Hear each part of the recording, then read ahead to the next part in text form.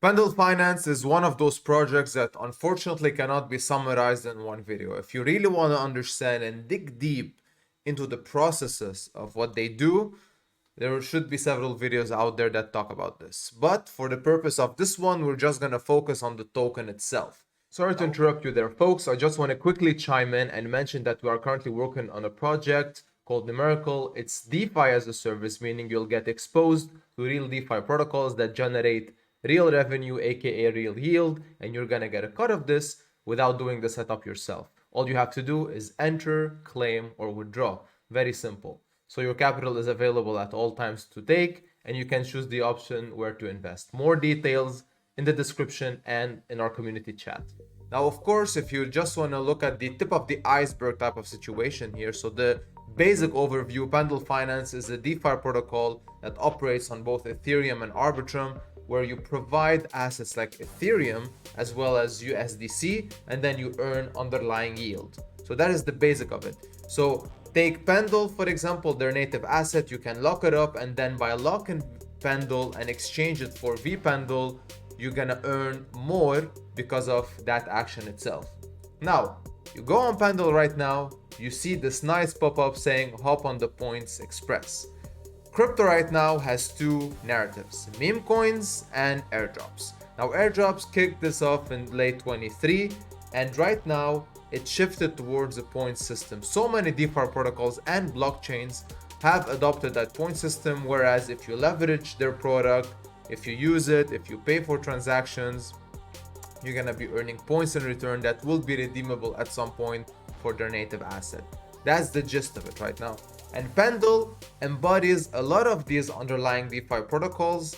And if you deposit assets on Pendle, you can basically earn points because they have embodiments of those protocols from within. So if you click on this onboard now, it takes you to a nice page where all of the liquid restaking tokens have basically point system embedded within Pendle Finance. So that narrative alone has fueled the rally in both of their native asset price action, which has been explosive as of late, as well as the total value locked that also has been explosive on Pendle Finance. 4.6 billion right now, and that actually surprised me.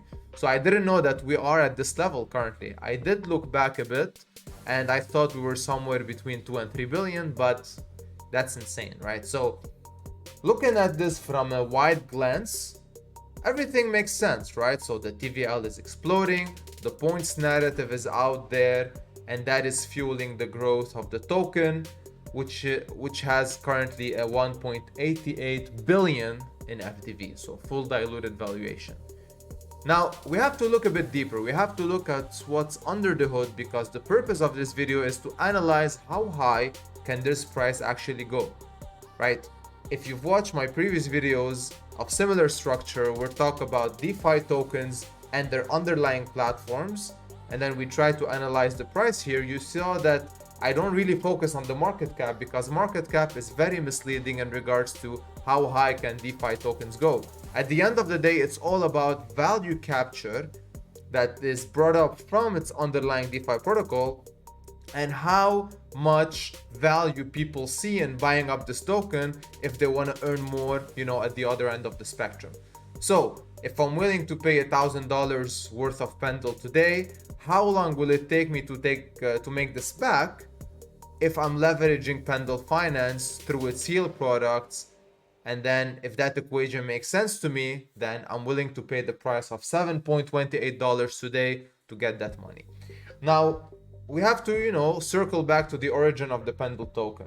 The Pendle token has been issued on the Ethereum blockchain. So basically, if people or entities such as Binance, Bybit, etc. want to basically enter the party, they have to take it from the Ethereum blockchain, put it on their chain, put it on their exchange, and then people can trade it there. And that's exactly what happened. So the token has to come out from somewhere. The original supply, total supply of 258 mil, more or less, that's north of this number, basically comes from the Ethereum blockchain. So entities have to buy it up, protocols have to buy it up, store it on their blockchain, on their DeFi protocol, so people can leverage that.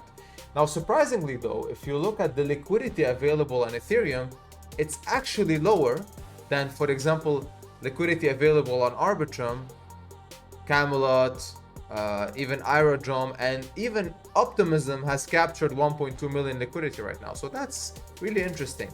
But let's not focus on how much money there is currently on Ethereum, but we need to focus on what's driving this rally, right? So we talked about the narrative, right? So the liquid restaking tokens that are available right now, the points narrative that is driving this price rally. But is it really that, or is more of speculation behind all of this?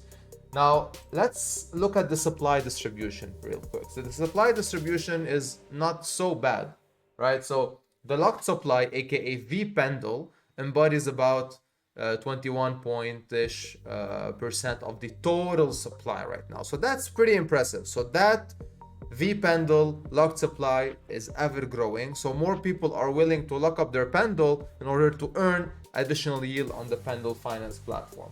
So if you compare this to, for example, Sexes holding 21.4%, on-chain protocols holding about 24%, you're left with holders holding 21.8%, and others, when I say others, it's Steam wallets, it's other type of wallets, community wallets that are out there, or perhaps staking incentives that are about to come up, because you can earn the Pendle token through Pendle Finance by providing liquidity as well. But that's very minimal right now, so you cannot earn that much. So instead of people waiting to earn that Pendle, lock it up to earn more, people are reluctant to actually buy it up from the open market. And that's what's happening right now, right?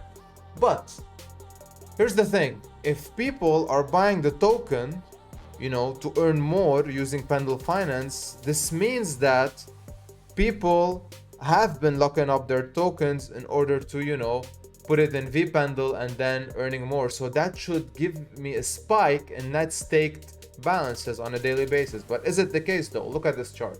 If you come here and you look at the growth of the Pendle locked line, you can clearly see that it is still growing, but it's somewhat stagnated, towards the beginning of 2024 up until right now, which is 11th of April 2024. And you can clearly see that the spikes of Pendle net stake isn't really that impressive, right? So you would expect that there should be higher spikes like what we saw here, for example, 1, 2, 3 even. But recently, the spikes have been quite minimal, even non-existent on some days. So people are not really buying up that supply to basically lock it up and earn more. And that tells me that most of this is just driven by speculation. So holders accumulating, whales accumulating, up until that narrative driven by points accumulation stops. So when that stops, we should see a correction. We should see that value come up to its realized value, which is something that we don't really know right now, right? So we don't really know. The market decides what is the actual value of the Pendle token that is correlated to its DeFi protocol usage, to the yield driven on its DeFi protocol usage. So if you drop back down a bit, you can clearly see that the Pendle locked by big DeFi protocols like PanPy and Equilibria, for example, and PanPy basically is Magpie, but very concentrated on Pendle Finance. You can clearly see that that's stagnated, since February 2024, more or less. So Equilibria, for example, hasn't been buying Pendle for a long time right now, whereas Magpie is still accumulated, but that accumulation has stagnated recently. So what that tells me is that both holders, normal holders, human holders, as well as big DeFi protocols aren't buying as much to lock it up. So my opinion on all of this is that the majority of this huge rally is speculation driven by the increase of the total value locked on Pendle itself. So my expectation would be that once that narrative shifts, because we know in crypto narratives don't last forever and there will be a breaking point, we could see a correction. But that doesn't mean that the value of the token locked up is not there. So the correction means it's a nice buying opportunity for people believing in the longevity of Pendle Finance And then when that happens, people will buy up those cheaper tokens, and most probably a lot will be locking up those cheaper tokens because they want to get off, and hop on the train. Because eventually Pendle Finance has solidified itself as the go-to DeFi protocols for many of these upcoming narratives to leverage their platform to bring more users into their own platforms. And that's something that we're clearly seeing, not only with the points narrative that started previously with many of these narratives coming into crypto. So a narrative comes in, Pendle Finance takes a cut, people enter Pendle Finance, Pendle rallies in basically as a result, then it corrects back down, and then when a new narrative comes in, a new rally pops in. You can clearly see the price action here, right? So narrative happens, correction happens, consolidation, then another narrative happens, then the price action explodes, consolidation, and now we are in the LRT narrative basically. So the pattern is quite clear, the value is there, it's up to you to understand what's happening behind the hood, behind the scenes, and then you can make your decision after, a correction happens or basically when the dust settles. We do have a Telegram group, consider joining. It's really interesting, lots of crypto and DeFi knowledge being shared there. It's quite fun, you won't regret it. And with that, see you in the next one. Have a good one.